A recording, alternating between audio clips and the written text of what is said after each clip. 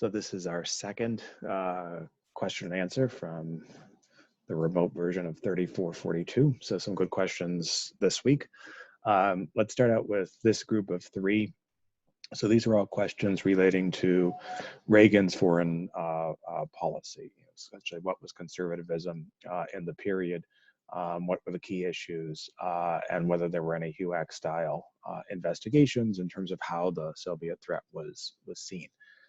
In terms of the first two questions, I think Reagan's approach to foreign affairs was not isolationist, and it was very heavily influenced by ideas of American exceptionalism. This is a rally that Reagan had done in the early 1980s. He was very aggressive in terms of promoting U.S. activities in Central America to overthrow a communist regime in Nicaragua and to resist a communist insurgency in El Salvador. The El Salvador policy was at least nominally successful. The Nicaragua one, less so. Reagan also, aided anti-communist rebels in Afghanistan, intervened in curious ways in the Iran-Iraq war, aiding each side at various points in the war. So it was really a quite aggressive foreign policy that relied, especially in Reagan's first term, fairly heavily on either military intervention, military aid, or the prospect of military intervention. But it was very internationalist. In Reagan's second term, it became more rhetorical and more explicitly a pro-democracy foreign policy. And Reagan was willing to turn on some longtime U.S. Allies, Ferdinand Marcos, the longtime dictator of the Philippines, Augusto Pinochet, the longtime dictator of Chile, and promote reformist democratic movements in both of those countries as part of this broader idea of supporting democracy that you saw from Reagan in Eastern Europe in the mid and late 1980s. So, slightly oversimplified, it's a very military-oriented foreign policy in his first term, a more idealistic pro-democracy foreign policy in his second term, but it's definitely not isolationist. In terms of the HUAC question, there's no equivalent in the 1980s, in large part because attitudes towards communism had shifted. In the 1950s and 1940s, there were lots of Americans, maybe not lots of Americans by the 50s, but in the 40s, a significant number of Americans who had this idealistic vision of communism as promoting the common good, and they sort of saw the Soviets as misunderstood nice guys in the international arena. It was a naive view, but nonetheless, there were lots of these genuine communist sympathizers. That idea of the Soviet Union as essentially a benevolent world presence, that belief on the left, largely ends as a result of this episode, which I have on the screen. This is the Soviet invasion of Hungary in 1956. There was a communist government in Hungary after World War II imposed by the Soviets. There's an uprising in Hungary in the fall of 1956, led by reformist communist elements that basically want the Soviets out. Soviets temporarily withdraw, but they trick the Hungarians and they move back in. The leader of the uprising is arrested and executed by the Soviets, and the Hungarian episode really sort of shows that there's nothing idealistic, nothing left-wing about the Soviet brand of communism. So the kind of idealistic resistance that we saw from some of, say, like the Hollywood 10 in the HUAC hearings of the 1940s, that idea is largely just gone. So there aren't communist sympathizers in the United States of any consequence by the 1980s, and it's exclusively a security threat. Second question was a really interesting one, which is there any particular reason that the national conservative movement, NICPAC, didn't go after Biden in 1978, or could it be chalked up to the fact that he didn't tend to be all that liberal in his first term? And it's a little bit of both. This is the county map from Biden's performance in 1978. And remember, Biden had very narrowly won in 1972. He had less than 51%. Delaware is a very, very small state. It's only 3 counties. Biden won relatively convincingly in 1978 with 58% of the vote. Did best in the northernmost county, which is Wilmington, which has Delaware's largest city and which always has been Biden's political base. But these 2 southern counties in Delaware are relatively conservative. Biden had lost the southernmost county in 1972 and had narrowly won the middle county. There were a couple of reasons why conservative groups didn't aggressively intervene. The first is that Delaware is a surprisingly expensive state to advertise in, because to reach northern Delaware, you have to advertise on Philadelphia TV. Some of these southern Delaware areas, you have some local TV, but also Maryland television. So you have to advertise in a bunch of different markets. So it can be a surprisingly expensive state. Secondly, the busing issue played out in really interesting ways in this race. The Republican nominee, this guy named James Baxter, was a longtime sort of establishment Republican type in Delaware. He had been an aide to the longtime senator from Delaware named John Williams, but was challenged in the Republican primary by an anti-busing activist. So it was challenged from the right. And he narrowly won, but the Republican Party in the state was divided. And meanwhile, in the 78 campaign, this is from the New York Times expose last year, in the 78 campaign, Biden really played up his role as an anti-busing advocate during his first term in the Senate, basically as a way to appeal to some of these supporters of the anti-busing advocate who had almost won the Republican primary.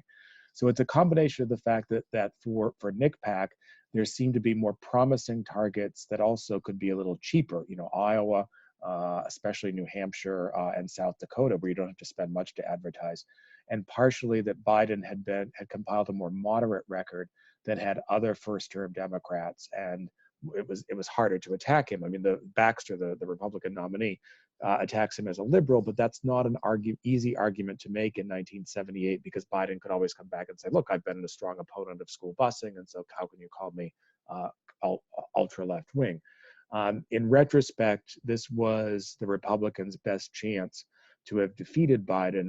Delaware starts to move to the left politically in the 1980s and 1990s. It's elected only Democratic senators since 1988, and so the chances that the National Party had to defeat him really were it was 1978 or nothing.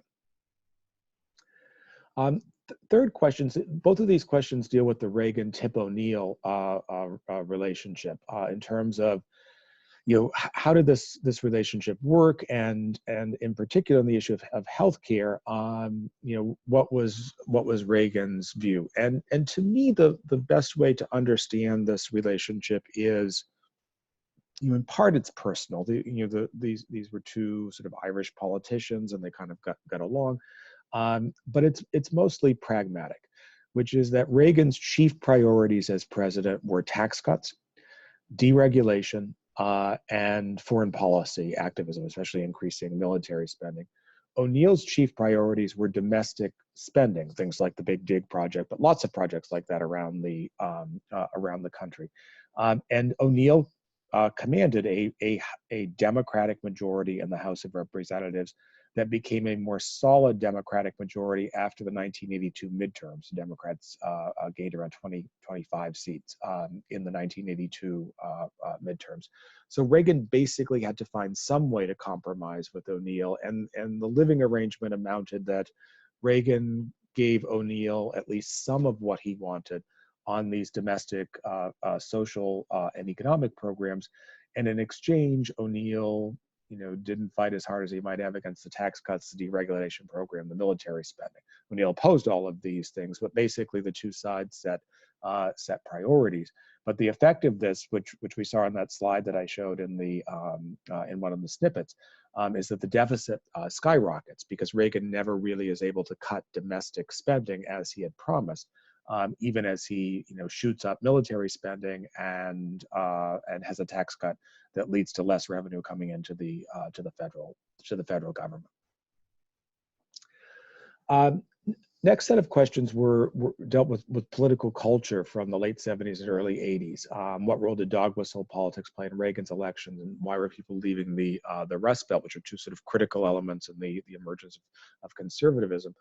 On dog whistle politics, here there is a very strong dispute between scholars, mostly who are conservative, who defend Reagan, who argue that dog whistle politics played very little or even no role in Reagan's policy, and scholars who tend to be left-wing, who tend to criticize Reagan, who argue that dog whistle politics played a critical role. My sense is that the latter argument is the stronger of the two. Reagan often spoke of this mythical Chicago welfare queen, a woman who was on welfare but was riding around in a Cadillac and with jewels, and again, so tried to create this image of African Americans who were exploiting the welfare system. And Reagan opened the formal aspect of his 1980 campaign at the Neshoba County Fair in Mississippi. And this was an area of Mississippi that had a very troublesome civil rights record in the 1960s. At this speech, there's no video of the speech, incredibly. It's a reminder of how much politics has changed. Now, when a presidential candidate is campaigning, they're videotaped everywhere. There's no video. There's audio of not terribly good quality of the speech. Reagan delivers a speech that's a strong defense of states' rights. It does not emphasize or even mention any criticism of civil rights as a concept.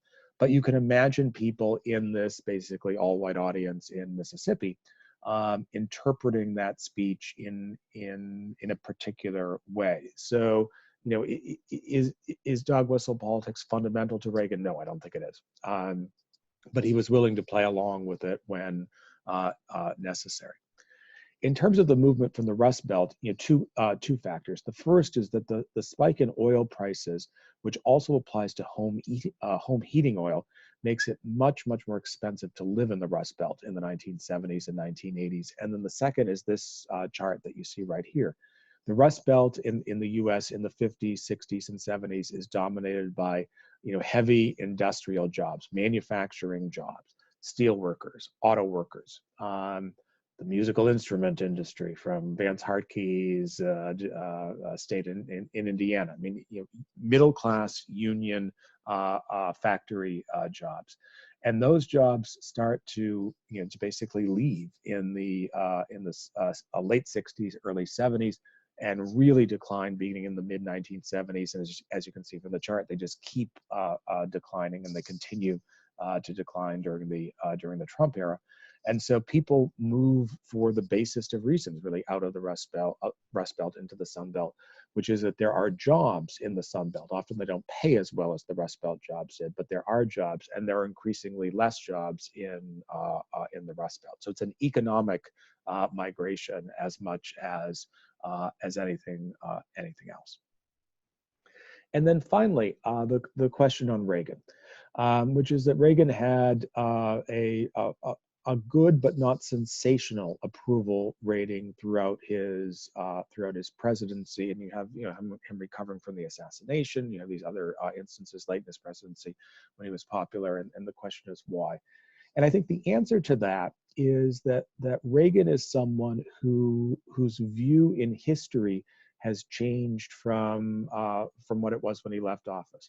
Reagan was a deeply polarizing president in lots of ways. He was very popular with conservatives. I mean, somewhat like Trump with conservatives today, you know, seen as someone who was really fighting for conservative interests, but was very unpopular with liberals. Liberals saw him as too militaristic. They argued that he was heartless towards the poor, that he was indifferent towards the plight of minorities. So he was someone, you know, the polarization was not anywhere near as extreme as it is in contemporary politics, but he was someone sort of with a ceiling in terms of how high he could go in public support, but also a floor because lots of conservatives really admired him. But as he leaves office, I think that the historical memory, which I'm not sure is entirely an accurate one, but it is what it is, the historical memory of Reagan has come to be seen more as the president who was in office as the Cold War and the president who won the Cold War for the United States. So opposition to Reagan has largely, it's not entirely gone away, but it's dissipated. whereas the people who loved Reagan when he was in office continue to do so. And there's this Reagan Legacy Project, which is founded by an anti-tax crusader named Grover Norquist, which has as one of its goals ensuring that there's a major monument of some sort towards Reagan in all 50 states. So if any of you have ever flown into Washington, D.C.'s airport, long called National Airport, this project persuaded Congress, when the Republicans take control of Congress in 1994, to rename the airport Ronald Reagan Washington National Airport. So there's this idea of creating Reagan, of memorializing Reagan, and I think that's had some effect on his sort of historical standing. He's more popular now in the United States than he was during his time as president. So lots of really good questions in the batch for today, and so that's it for our second round of questions. Hope everyone is staying safe and has a good weekend, and I will be talking to you soon. Okay.